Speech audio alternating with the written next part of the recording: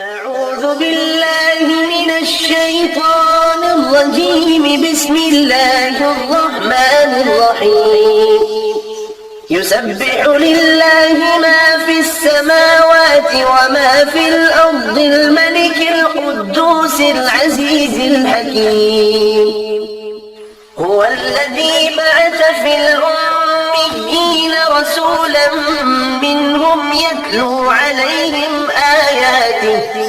آياته ويزكيهم ويعلمهم الكتاب والحكمة وإن كانوا من قبل لفي ضلال مبين.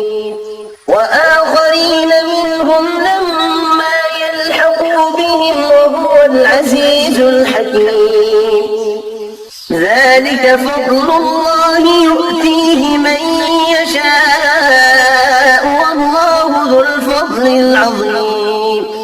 مثل الذين حملوا التوراة ثم لم يحملوها كمثل الحمار يحمل أسفارا بئس مثل القوم الذين كذبوا بآيات الله والله لا يهدي القوم الظالمين. قل يا أيها الذين هادوا إن زعمتم أنكم أولياء لله من دون الناس فتمنوا الموت إن كنتم صادقين ولا يتمنونه أبدا بما قدمت أيديهم والله عليم بالظالمين. قل إن الموت الذي تفرون منه فإنه ملاقيكم ثم تردون إلى عالم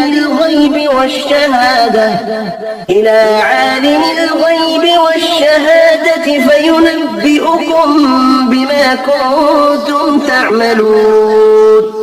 يا أيها الذين آمنوا إذا نودي للصلاة من يوم الجمعة فاسعوا إلى ذكر الله وذروا البيع ذلكم خير لكم إن كنتم تعلمون. فإذا قضيت الصلاة فانتشروا في الأرض وابتغوا من فضل الله واذكروا الله كثيرا لعلكم تفلحون. وإذا رأوا تجارة أو لهوا انفضوا إليها وتركوك قائما.